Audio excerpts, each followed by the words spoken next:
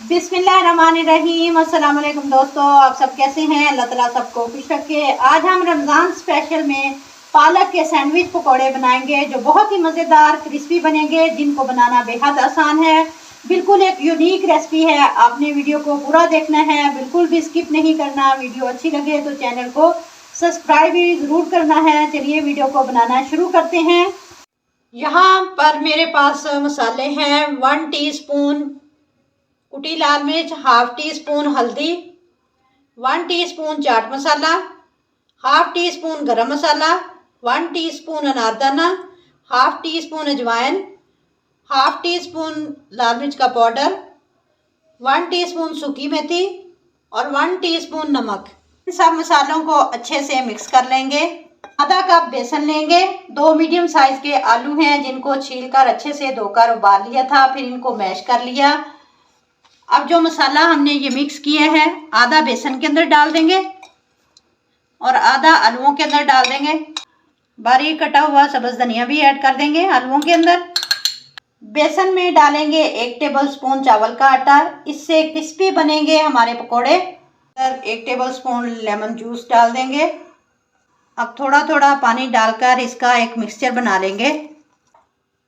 पकोड़े तो हर घर में बनते हैं, अगर इस तरह एक यूनिक तरीके से बनाए जाएं तो अच्छे भी लगते हैं और मज़ा भी आता है। इस तरह का बैटर हमारा होना चाहिए।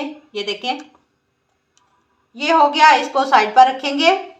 अब आलू लेंगे, इसमें भी 1 टेबल स्पून लेमन जूस डाल देंगे। अच्छी तरह मिक्स करेंगे। यहाँ पर हमारे आलू भी मिक्स हो गए हैं। पालक के पत्ते लेंगे जो एक ही साइज़ के हों, इनको धोकर अच्छी तरह खुश कर लें। अब 2-2 पत्ते हम इस तरह से रखेंगे। अब पत्ते के ऊपर बैटर लगाएंगे आलूओं का जो हमने तैयार किया था, इस तरह से। अब ये दूसरा पत्ता ऊपर रखेंगे ऐसे। ये देखें, ये इसी तरह मैं सारे तैयार करूँगी। सारे बना लिए हैं। पालक के सैंडविच बनना शुरू हो गए हैं।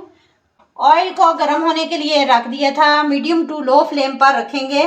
अब जो बेसन का बैटर बनाया था, इस तरह से डंडी की तरफ से पकड़ के इसको डिप करेंगे।